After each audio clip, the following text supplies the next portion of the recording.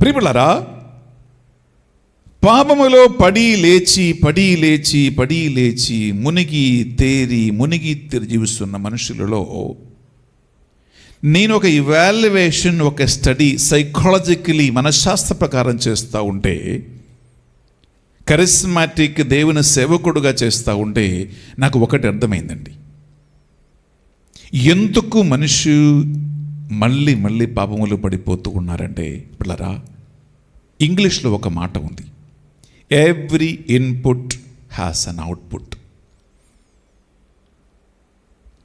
Every input has an output అంటే, నీవు దేనితో నీ పంచేంద్రియాలని నీ ఫీడ్ చేస్తూ ఉంటావో, పంచేంద్రియాలకి ఏం పడుతూ ఉన్నావో, నీ శరీరానికి ఏం నీ ఇస్తూ ఉన్నావో దానికి తగ్గట్టే అవుట్పుట్ ఉంటుంది.